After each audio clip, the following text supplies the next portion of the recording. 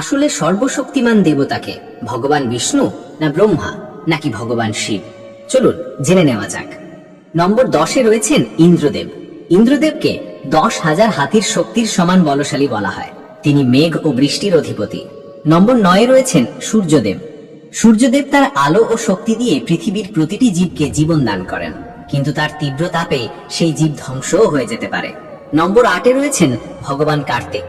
কার্তিকের গতিশক্তি এত বেশি যে তিনি কয়েক মিনিটের মধ্যে সমগ্র পৃথিবী পরিভ্রমণ করতে পারেন। নম্বর 7-এ রয়েছেন হনুমান। হনুমানের শক্তি অসীম। তিনি নিজের আকার এত বিশাল করতে পারেন যে সূর্যদেবকেও গ্রাস করতে পারেন। তিনি আজও অমর এবং তার ভক্তি করলে সব বিপদ দূর হয়। নম্বর 6-এ রয়েছেন শ্রী গণেশ। গণেশের কাছে অষ্টসিদ্ধি আছে। তিনি ইচ্ছামতো যে কোনো বস্তু, নদী বা পর্বত সৃষ্টি করতে পারেন। তিনি বুদ্ধির দেবতা। নম্বর 5-এ রয়েছেন ভগবান ব্রহ্মা। ব্রহ্মা সমগ্র সৃষ্টির রচয়িতা। তার কাছে সমগ্র ব্রহ্মাণ্ড সৃষ্টি করার শক্তি আছে। নম্বর 4, ভগবান শ্রীকৃষ্ণ। শ্রীকৃষ্ণের এমন শক্তি যে তিনি এক আঙ্গুলে গোবর্ধন পর্বত তুলেছিলেন। তিনি প্রেম, নীতি ও ধর্মের পরম জ্ঞানী। নম্বর 3-এ রয়েছেন ভগবান শ্রীরাম। শ্রীরামের নামেই অপার শক্তি। তার নাম পাথরে লিখলে সেই পাথরও পানিতে ভেসে ওঠে।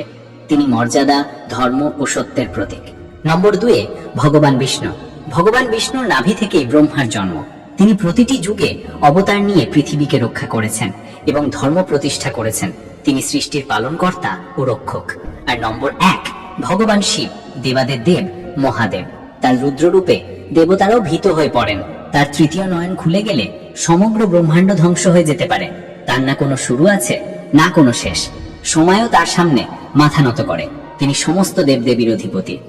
আমরা জানি আপনার প্রিয় দেবতা নিশ্চয়ই মহাদেব, কিন্তু কমেন্টে নিজের ইষ্টদেব এবং মহাদেবের নাম অবশ্যই লিখবেন।